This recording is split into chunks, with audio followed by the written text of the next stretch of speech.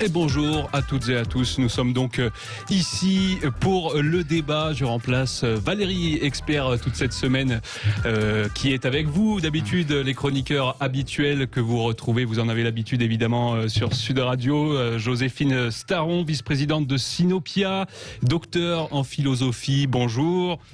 Bonjour. Jean-Luc Touly avec nous en studio, président du Front républicain d'intervention contre la corruption. Bonjour. Nous sommes aussi avec Geneviève Götzinger, présidente de l'agence Image. Bonjour à vous. Et enfin Jean-Luc Benamias, membre du CESE. Vous êtes avec nous également, Jean-Luc ?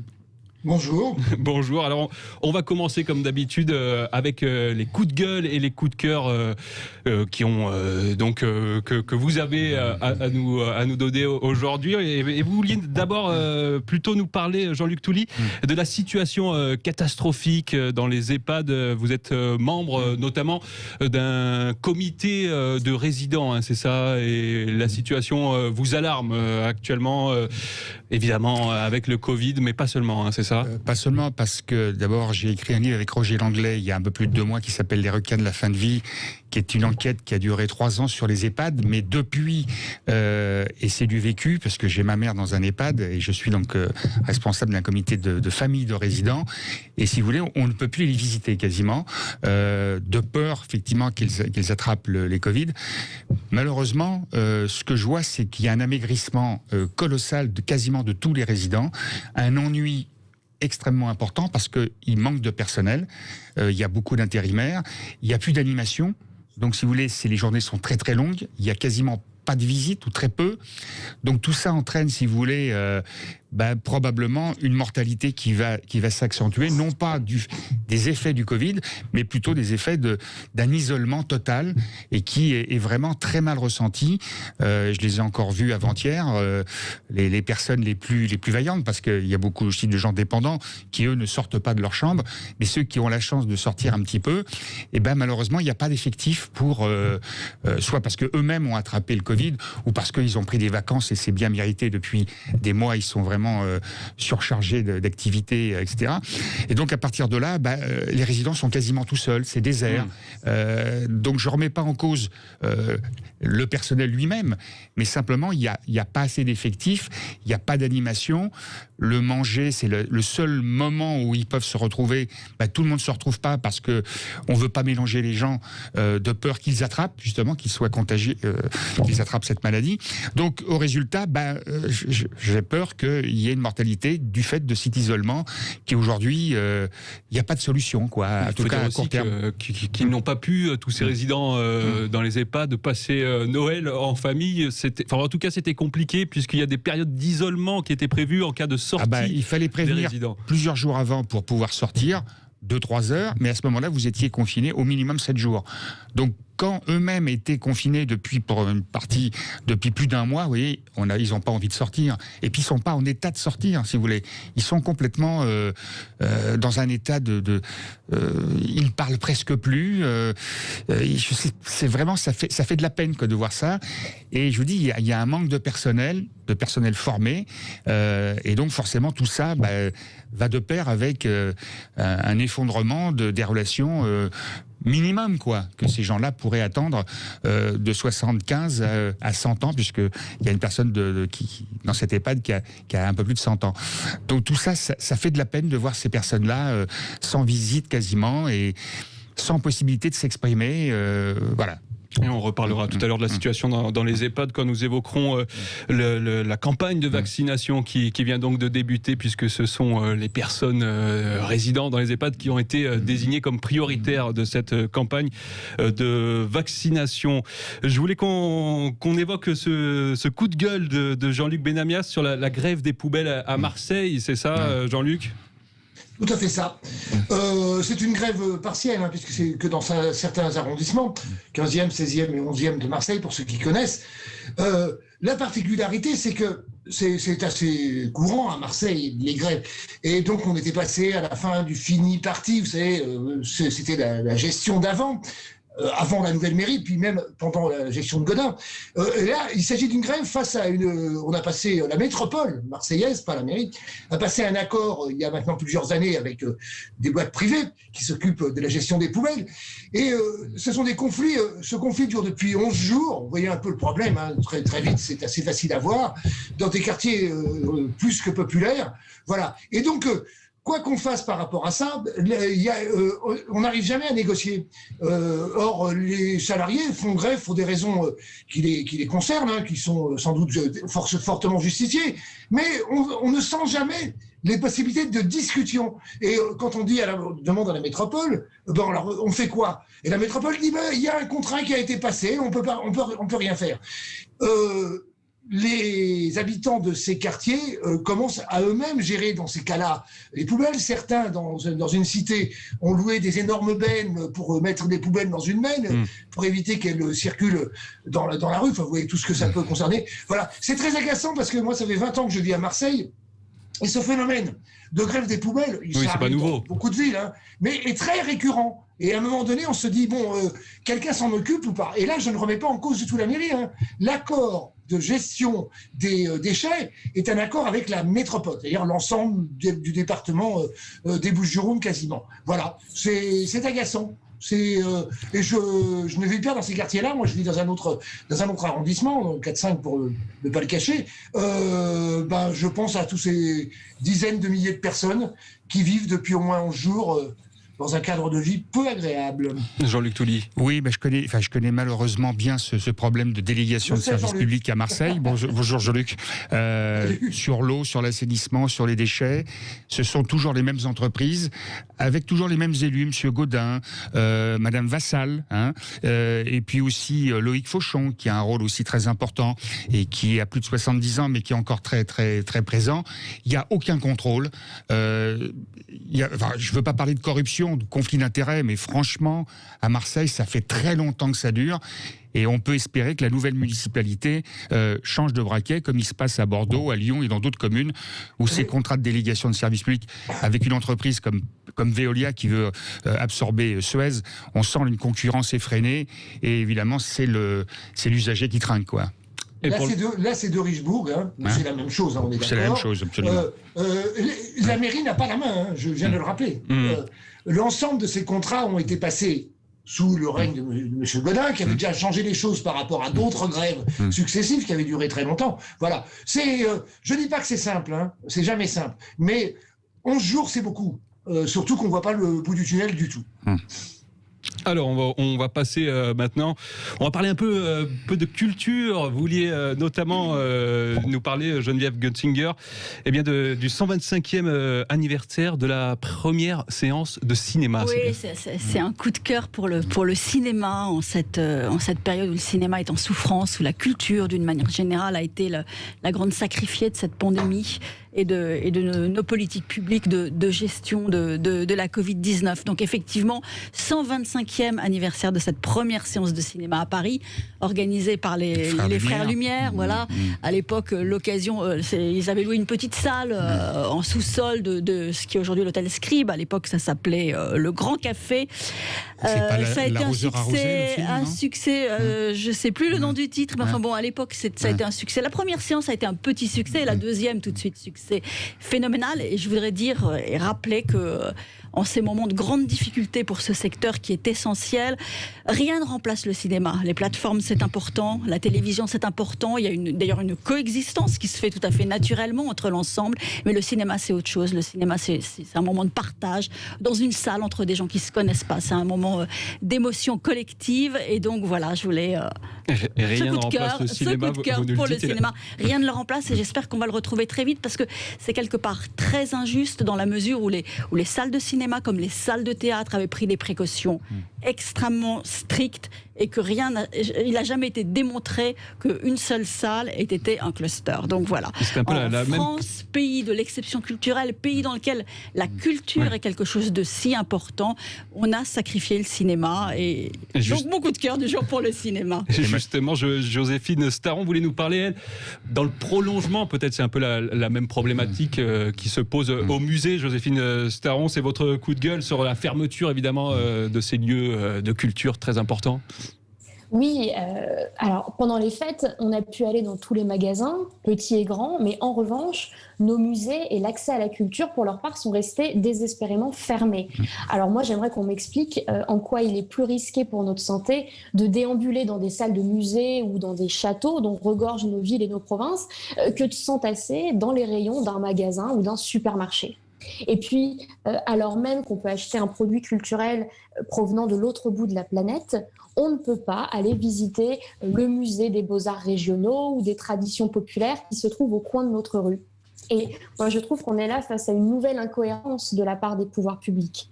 Alors, certes, l'accès au musée n'est pas une question de survie, mais c'est une nécessité pour au moins deux raisons. Peut-être une moins avouable et une plus noble. La moins avouable, c'est de penser à tous ces parents qui, une fois de plus, doivent faire preuve d'ingéniosité pour décrocher quelques heures leurs enfants de la nouvelle console de jeu qu'ils ont reçue à Noël. Et puis, la deuxième raison, plus noble, c'est que en cette période si particulière où l'unité et où l'identité nationale sont parfois en question, il serait bon de pouvoir redécouvrir les richesses qu'offrent nos territoires et leur patrimoine. Ils sont le témoignage de la construction de notre pays, de son histoire, de ses valeurs et de son identité. Alors, si en cette fin d'année 2020, on a encore beaucoup de mal à comprendre où le gouvernement va nous emmener, qu'il nous laisse au moins mieux comprendre d'où l'on vient. Voilà. Eh ben, c'est bien dit, et on en reparlera tout à l'heure puisqu'on va évoquer notamment cette perspective peut-être d'un troisième confinement et puis le début de la campagne de vaccination qui a donc été, le coup d'envoi a été donné hier. On se retrouve dans quelques petites minutes sur Sud Radio. À tout de suite. Et vous êtes sur Sud Radio, on continue à débattre de l'actualité de ce lundi 28 décembre avec nos chroniqueurs et on va parler maintenant en cette journée d'hommage à ces gendarmes tués, ces 3 gendarmes tués à Ambert, dans le Puy-de-Dôme. On a une cérémonie qui est prévue aujourd'hui en présence du ministre de l'Intérieur, Gérald Darmanin, et de la ministre des Armées, notamment Florence Parly. Et on revient, on en profite pour évoquer ce lourd tribut, un énième drame, ce qui s'est passé dans le Puy-de-Dôme, qui illustre ce lourd tribut payé par les forces de l'ordre à l'explosion de la violence à la sécurité. On a notamment une étude de l'Observatoire national de la délinquance et des réponses pénales qui nous apprend qu'en 5 ans, entre 2014 et 2018, pas moins de 44 policiers et 53 gendarmes sont morts en exerçant leur métier.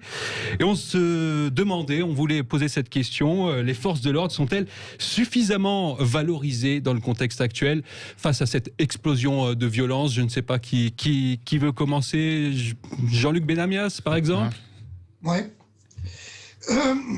Survalorisé, j'en sais rien. En tous les cas, on en parle beaucoup. Alors, je vais quand même dire quelques mots sur cette affaire absolument ignoble. Mais enfin, sur cette affaire des 3 gendarmes, c'est terrible. Mais le criminel était un homme qui avait le droit au port d'armes, qui avait le droit d'avoir un fusil mitrailleur, enfin en tous les cas une arme quasiment de guerre. Il était donc forcément totalement fiché. Alors, je ne remets pas en cause l'intervention parce que la femme de cet homme appelait au secours et tout le monde a vu les images où elle était sur son toit et la maison en train de brûler. Exactement. Après avoir été frappée à la tête par son Oui, compagnon. après avoir été frappée régulièrement. Elle avait d'ailleurs porté plainte régulièrement. Voilà. Alors c'est un drame total. Après, sur le fait policier, excusez-moi, s'il y en a qui sont entendus dans les revendications, c'est bien les fédérations de police et les syndicats de police. Ça n'arrête pas, d'ailleurs, c'est absolument tous les jours. Donc, ça ne remet pas en cause l'hommage total et obligatoire pour ces 3 gendarmes qui ne s'attendaient pas en intervenant à avoir un... Quoique, justement, je me pose la question de savoir, bon, ils ont agi dans la précipitation, ça me paraît extrêmement normal par rapport à la situation de cette femme, mais on verra dans l'enquête, sans doute elle existera, cet homme, je le répète, n'était pas inconnu des services de police pour des raisons de suivi de gens qui sont dans les clubs de tir, car il était aussi membre d'un club de tir. Pour être membre d'un club de tir, tout ça est très suivi, c'est heureusement d'ailleurs. Et est-ce qu'il n'y a pas quand même un contexte actuel qui est souvent, au rythme de l'actualité, on revient sur les affaires de violence policière. Est-ce que... Pardon, sur d'autres affaires, vous avez raison, pas avec celle-là. Oui, c'est plutôt les violences conjugales. Là, c'est les violences conjugales. Je pense que c'est deux sujets un petit peu différents. Il y a une émotion nationale autour de ce qui est en fait un fait divers, tragique, dramatique, absolument horrible, mais heureusement rarissime, parce que les forces de l'ordre qui se retrouvent comme ça, victimes de violences auxquelles vous avez fait allusion, le sont souvent dans des actes de terrorisme. Là, on est dans quelque chose de complètement différent. C'est en fait un fait divers absolument tragique. Ce que ça montre aussi, c'est l'extrême proximité, je dirais, de la gendarmerie et de la population en milieu rural. Il y a ce qui d'ailleurs est la raison de cette émotion sur le terrain. Ces gendarmes étaient connus de la population, ils étaient proches des gens, ils sont souvent extrêmement... très dans la réactivité. Quand il se passe quelque chose, ils sont très proches du terrain. Donc il y a ce sentiment de symbiose avec la population et une extrême proximité. Ce qui explique cette émotion nationale aujourd'hui. Ce qui explique aussi la nécessité de ne pas fermer des gendarmeries en milieu rural. Ça, c'est un autre sujet qui, là, est un vrai sujet politique, mais un petit peu différent dans la manière de poser la question, parce qu'ils ont un vrai rôle social et sociétal de protection de la population. Donc vous êtes d'accord tous les quatre pour nous dire qu'il ne faut pas tout confondre. Ce n'est pas parce que régulièrement il y a des abus, des violences commises par les forces de l'ordre que on ne peut pas mélanger ça, mettre ça sur le même plan. Un petit bémol. Il y a deux choses. D'abord, est-ce qu'on aurait pu l'éviter ? Je pense qu'on aurait pu l'éviter puisque, comme disait Jean-Luc Benamias, cette femme avait à plusieurs reprises porté plainte, signalé la dangerosité de son mari.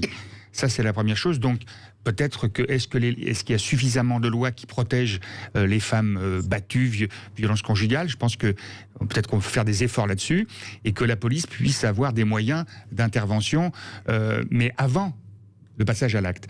Après, c'est le problème des hommages. Alors, c'est peut-être pas le bon exemple là, mais on voit tellement d'hommages sur des personnes tuées, que ce soit des soldats au Mali, que ce soit un attentat, que ce soit des faits divers comme celui.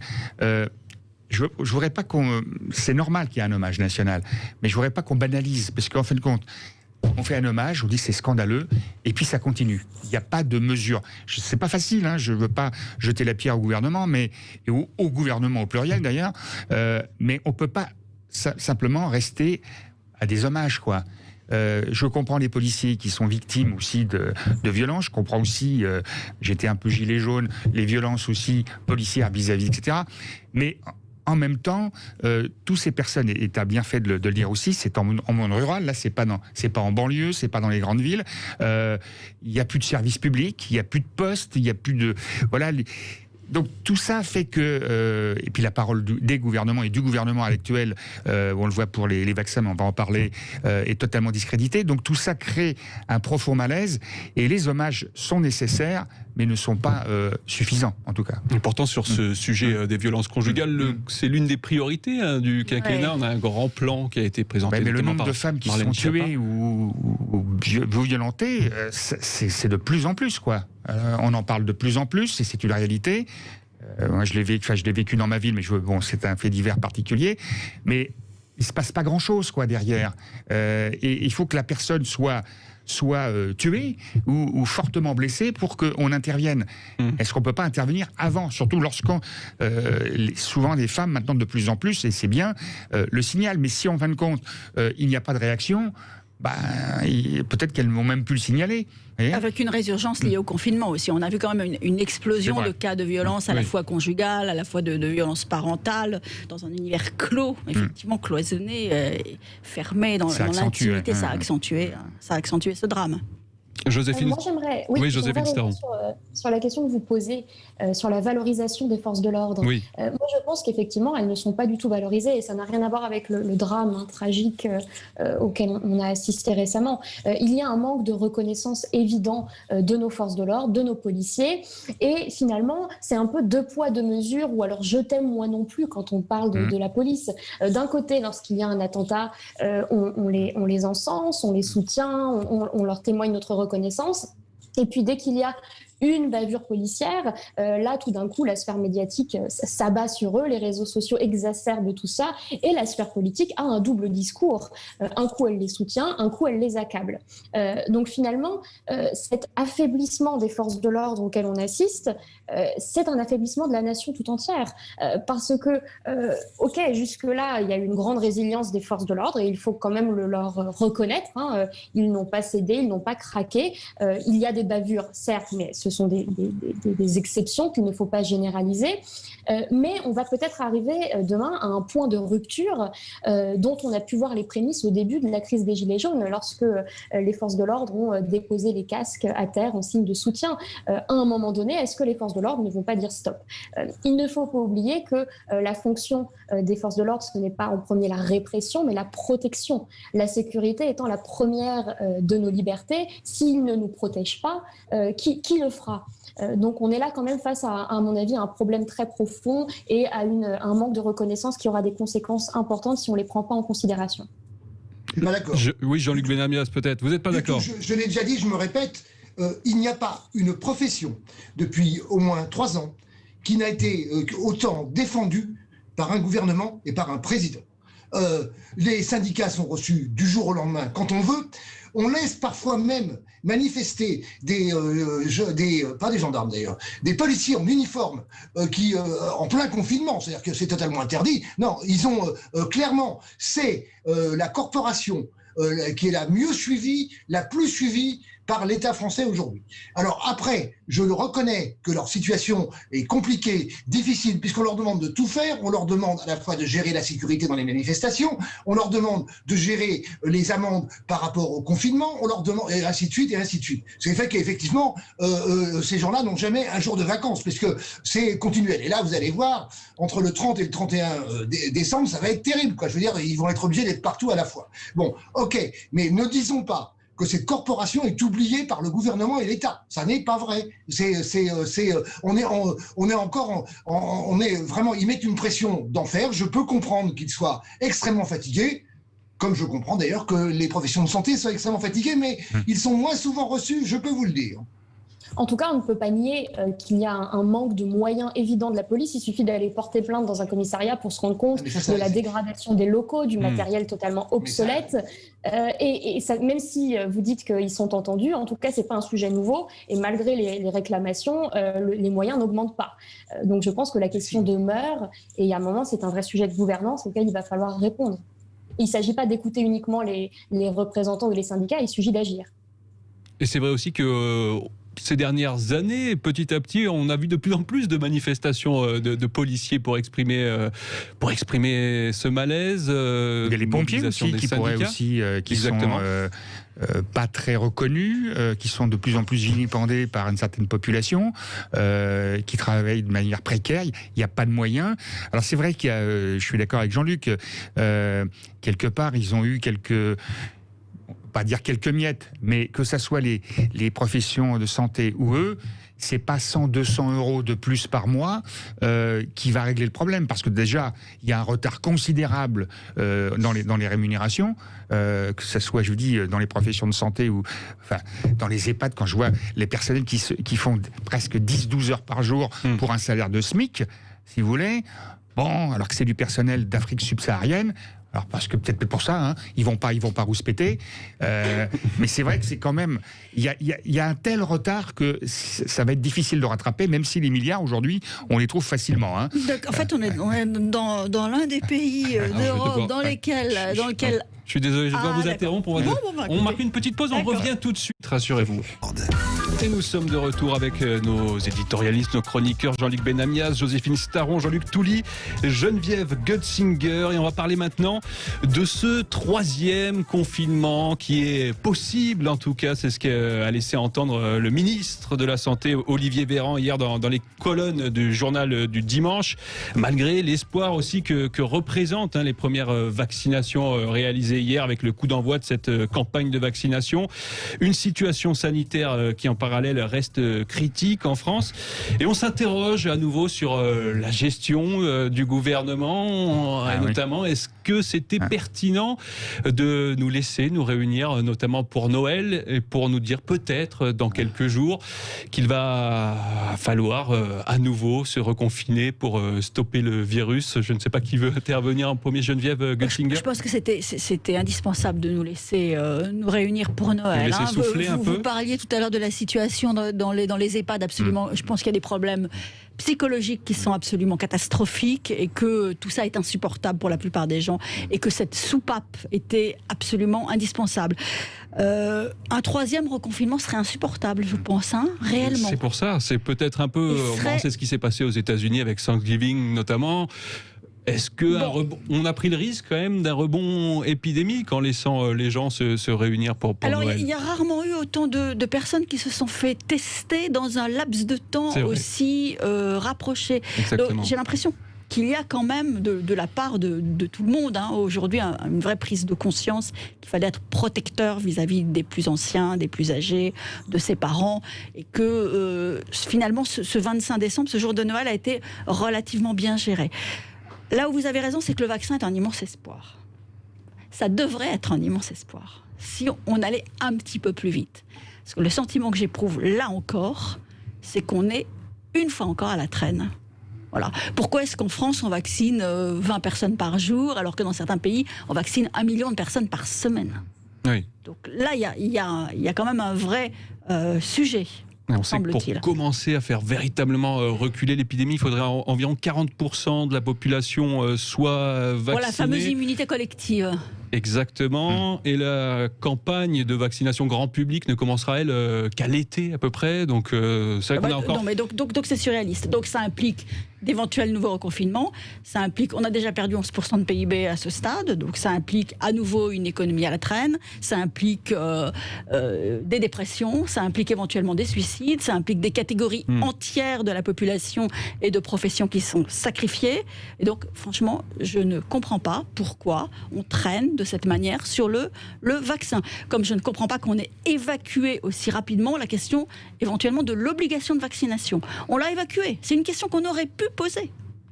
On aurait pu la poser. Politiquement très sensible, on l'a bien compris. Dans une démocratie, on peut poser toutes les questions. On les met sur la table avant d'y répondre, on les met sur la table. Ici, on les met pas sur la table. Chez nous, on les met pas sur la table. C'est vrai que peut-être politiquement, c'est difficile à assumer. On sait qu'il y a une majorité de Français qui est opposée à cette obligation de vaccination. En tout cas, qui est opposé en disant je veux pas être les premiers.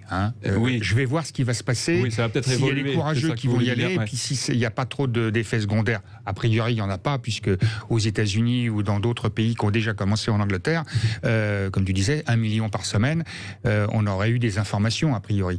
Non, ce qui m'étonne, c'est que isolés sur l'allergie, mais le gouvernement communique toujours très bien. C'est une ironique, évidemment, parce que 19 500 vaccins qui sont arrivés hier, avec une petite estafette qui les a transportés en partie à Dijon pour quelques dizaines de personnes dans un EHPAD et quelques dizaines aussi à Sevran. Bon, franchement, en termes de communication, c'est catastrophique, quoi. Si on démarre, on démarre.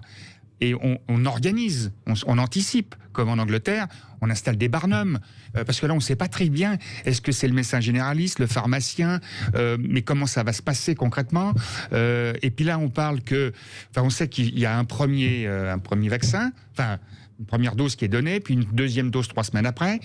Et là, on dit, c'est d'abord les personnes dans les EHPAD, ensuite le personnel soignant, ça on comprend très bien.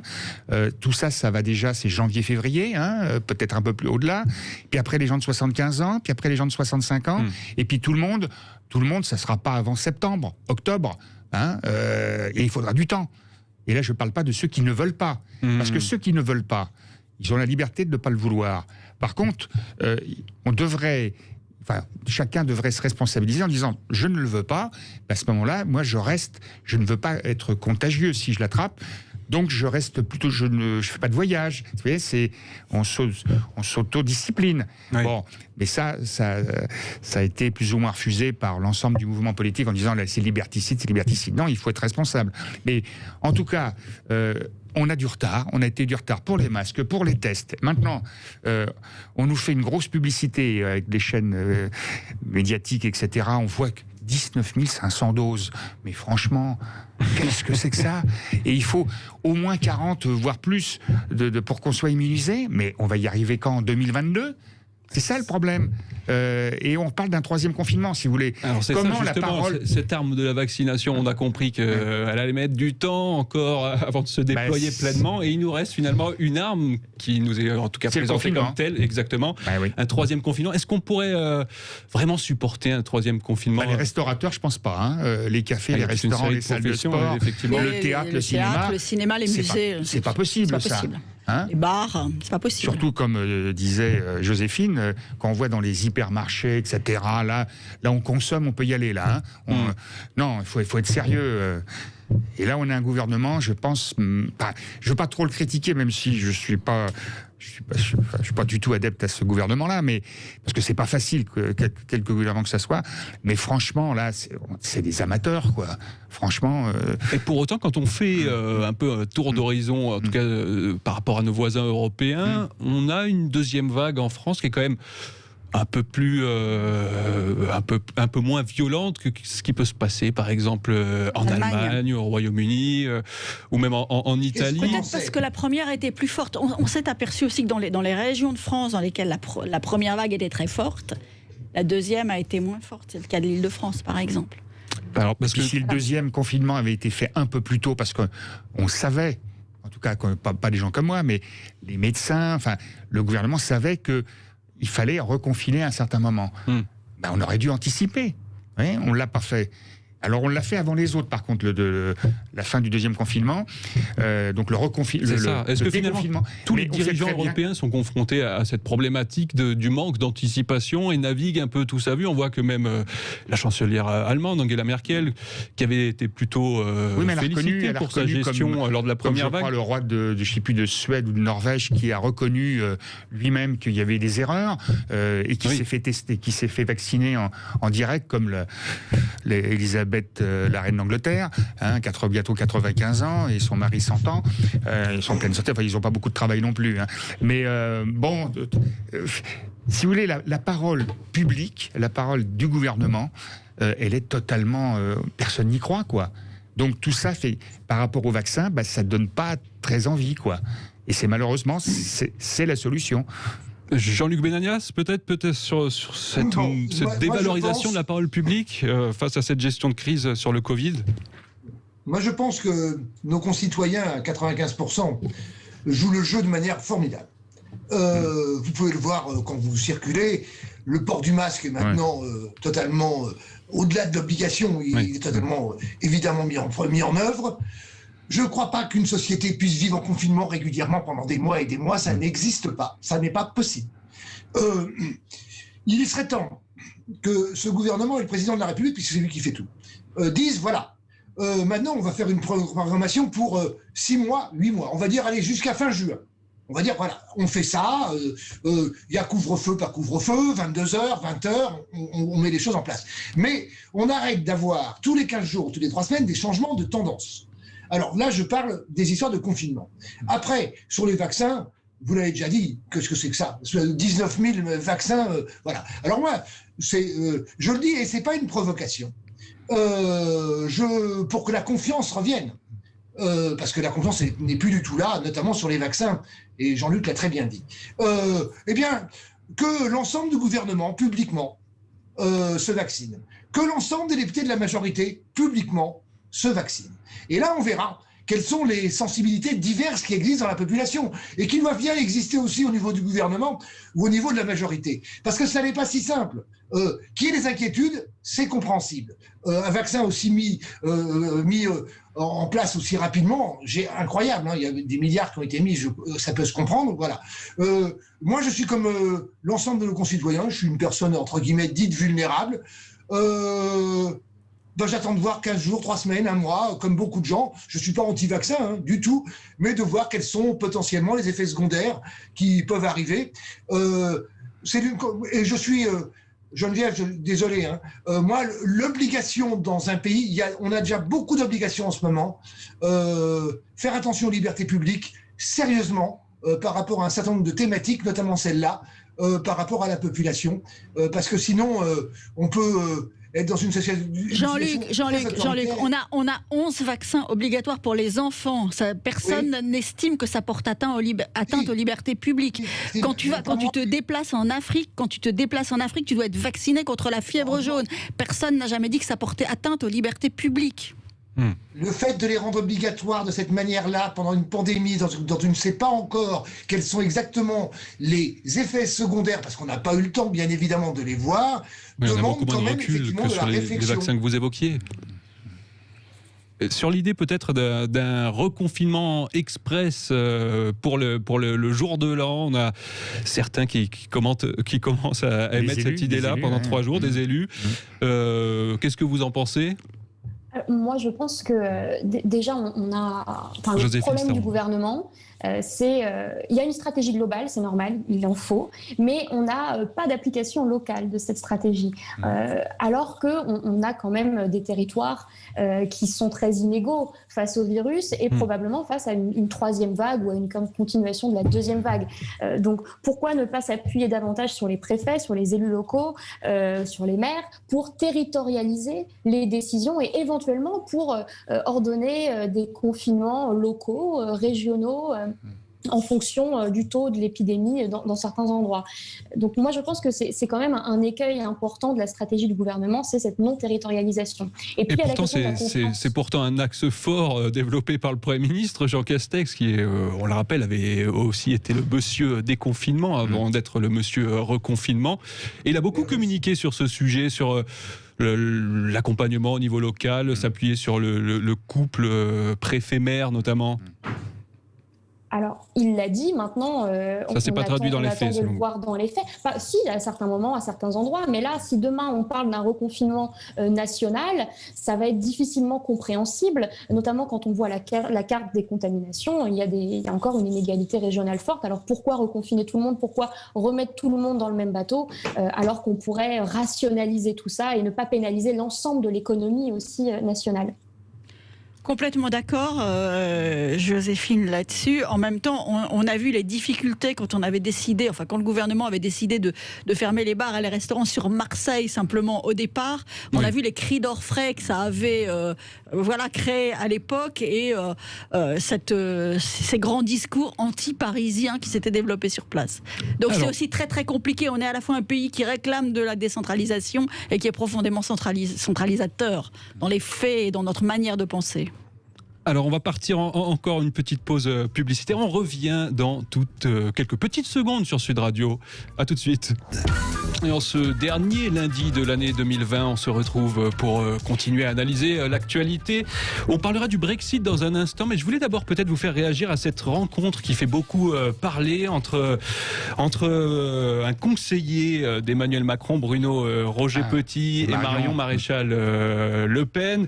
Rencontre qui aurait eu lieu le 14 octobre et qui fait beaucoup réagir, d'ailleurs beaucoup dans les rangs de la majorité. On a entendu certains élus, notamment le vice-président de l'Assemblée nationale, Hugues Rançon, dire qu'avec l'extrême droite, on ne discute pas, on ne transige pas, dit-il. Est-ce que quelqu'un veut réagir sur cette rencontre polémique ? Déjà, on ne parle pas, mais il y a bien eu un débat entre Marine Le Pen et... donc c'est pas vrai, évidemment. Non, mais c'est curieux peut-être vous trouvez ça curieux Non. Simplement, je sais pas comment ça a été révélé. Est-ce que c'est l'Élysée qui l'a révélé ? C'est les informations du journal Le Monde. On en sait pas beaucoup plus. Maintenant, peut-être que l'idée, c'est d'essayer de mettre la division dans le Rassemblement national entre Marine Le Pen et Marion. Possible, je sais pas. Il est tellement tacticien, parce que moi, en tant que gilet jaune, j'avais même été approché par des proches d'Emmanuel Macron, vous voyez, pour essayer de diviser. Donc tout ça, il y a des manœuvres. bon, c'est vieux comme le monde. C'est vrai que le nouveau monde qu'il représentait, mais il est vite retombé dans le vieux monde, quoi. Jean-Luc Benamias, vous vouliez dire quelque chose sur ce sujet? Il me semblait que Bruno Roger-Petit avait été mis en dehors de l'Élysée, mais bon, j'ai lu ça il y a 2 ans, hein, ou il y a 3 ans, je sais plus. Hein, donc, et c'est lui, là. Pour moi, c'est une non-info. Mais par rapport à Marion Maréchal Le Pen, faut pas jouer avec cette dame, car elle est extrêmement dangereuse. Elle est même plus dangereuse que Marine Le Pen.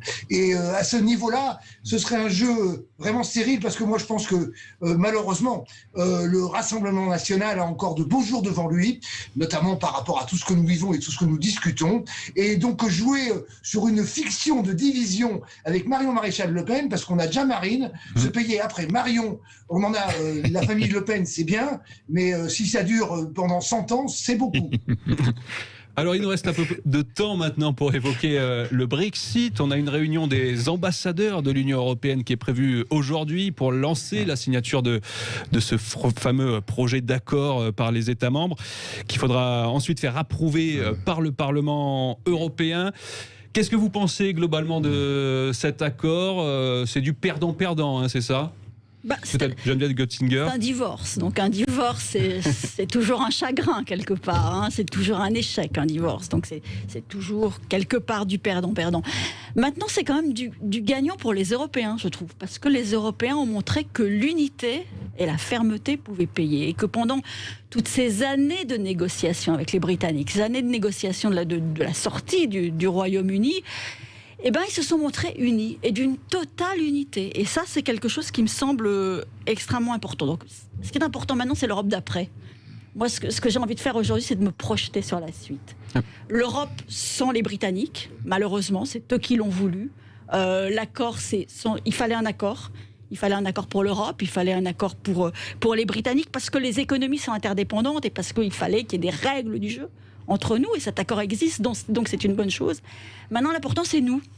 C'est nous, les Européens, entre nous. Qu'est-ce qu'on va faire sans le Royaume-Uni pour aller plus loin, pour construire véritablement une Europe puissance? Je pense que c'est ça l'enjeu.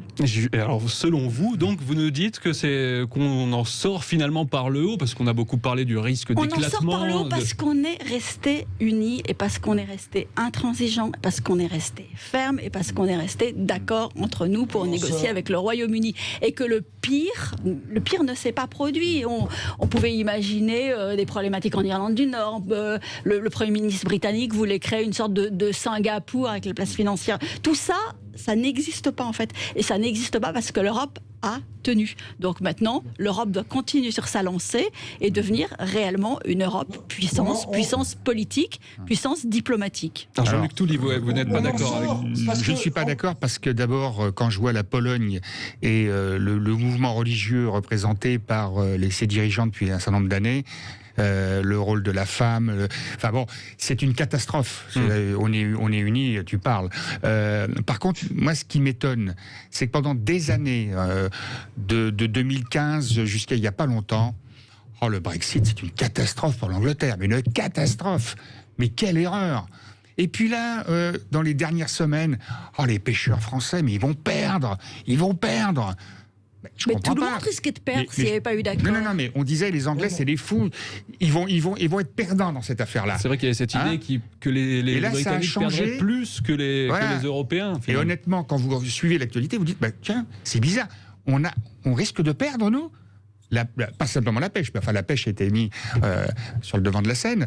Donc, moi, je me dis, il y a beaucoup de menteurs là-dedans. On verra dans les mois qui suivent, on verra l'intérêt. Mais moi, l'unité de l'Europe et la politique européenne, quand je vois des pays, la Pologne, moi, elle n'a rien à faire. Enfin, pas les Polonais, hein, évidemment, mais le gouvernement polonais, avec sa politique intérieure, mais c'est inadmissible. Ils devraient, eux, sortir. On devrait les sortir, vous voyez. Et il y en a peut-être un ou deux autres aussi, des anciens pays de l'Est. Donc, tout ça... On nous a raconté beaucoup de d'âneries sur l'erreur des Anglais. Ils vont perdre, ils vont être malheureux. Et puis en fin de compte, nous, peut-être qu'on va être aussi perdants dans cette affaire. Je ne sais pas qui dit la vérité, mais on nous a raconté beaucoup de mensonges. Jean-Luc Benamias, comment vous positionnez par rapport à cet accord? Les deux personnes qui ont réussi après des mois et des années de discussion. Je veux rendre hommage à Michel Barnier, qui a fait un travail formidable, qui n'a jamais lâché, qui a discuté tout le temps, et Angela Merkel. De ce texte. Parce que sans Angela Merkel, à la fin, il n'y a pas d'accord. On se termine avec un Brexit complet. Danger ou pas, j'en sais rien. Moi, je vois une Europe qui est incapable d'avoir des positions communes, sauf s'il y a Angela Merkel qui tape du poing sur la table et elle sait le faire. Voilà. Parce que il n'y a pas que la Pologne. Il y a la Hongrie. Qu'est-ce qu'on fait qu'est-ce qu'on peut faire de commun avec la Hongrie aujourd'hui? Je parle là aussi pas du peuple, des populations hongroises. Je parle des gouvernements. On a à régler des problèmes de fiscalité incroyables en Europe avec les paradis fiscaux que sont en grande partie le Pays-Bas, en grande partie le Luxembourg. Alors dire que l'Union européenne sort renforcée de tout ça, non. Angela Merkel, oui, elle sort renforcée de tout ça. Elle va faire une sortie triomphale quand elle arrêtera d'être première ministre, de l'Allemagne. Mais pour le reste, cette Europe ne va pas bien. Elle continue à être peu soutenue par les populations, notamment la nôtre, parce qu'elle est incapable d'avoir une vision commune, sociale, environnementale, même s'il y a des mots derrière tout ça. Il n'y a pas de position commune réelle. Et on attend le vote, par exemple, je termine là-dessus, du Parlement européen. J'entends dire, ils peuvent pas voter, ils peuvent pas se réunir. Excusez-moi, je suis comme beaucoup d'autres sur des réunions Zoom régulières. J'ai même fait un congrès d'un parti politique sur réunion Zoom. On peut très bien être 700 et même voter sur Zoom. Voilà. Parce qu'il y a des difficultés par rapport au Parlement européen qui est, dans la période, évidemment, et c'est compliqué, sous-estimé par rapport à son pouvoir réel, notamment par rapport au budget qui n'a toujours pas été voté, je vous le rappelais. Et vous avez cité Angela Merkel et Michel Barnier. Vous n'avez pas évoqué Boris Johnson. Hein. Pourtant, c'est quand même un des grands gagnants aussi de ce texte. Il a fait. Non, il n'y a pas de gagnant pour moi. Non, en tout cas, sur le plan intérieur, il a fait mieux que Theresa May, qui avait été beaucoup critiquée pour ne pas avoir su conclure cet accord. Theresa a eu beaucoup de difficultés intérieures chez les conservateurs britanniques. Hein. Joséphine Staron, vous vouliez dire quelque chose? Oui, je voulais dire, il n'y a effectivement pas de gagnant, ni Boris Johnson, ni Michel Barnier. Ils ont sauvé la face in extremis d'un accord qui est repoussé depuis 4 ans, de semaine en semaine, de mois en mois. Il n'y a quand même pas de quoi se réjouir.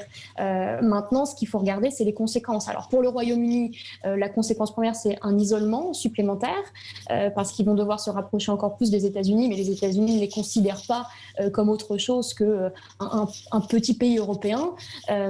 Et puis les deux autres conséquences pour eux, c'est l'indépendance de l'Écosse. La question va se reposer à nouveau. Un référendum aura forcément lieu dans les mois ou dans les années qui viennent. Et puis la réunification des deux Irlandes. Alors certes, le traité sur le Brexit n'en a pas parlé, mais c'est un sujet qui va revenir sur la table. Et puis maintenant, les conséquences qui nous intéressent le plus, nous, Européens, c'est celles pour l'Union européenne. Le message au tout début du Brexit, c'était qu'il n'y aurait pas d'accord à tout prix, qu'il y aurait des lignes rouges sur lesquelles les Européens ne transigeraient pas. Oui. Or, là, on a quand même transigé sur pas mal de points. Je ne dis pas qu'il ne fallait pas le faire, mais ça pose en tout cas une question de crédibilité de la parole européenne. Et puis, finalement, la question que vont se poser les autres États membres, ceux qui sont un peu plus eurosceptiques, c'est finalement, ça change quoi d'être dedans ou d'être dehors ? Notamment, on voit qu'il n'y a pas eu de droit de douane que le Royaume-Uni devra payer.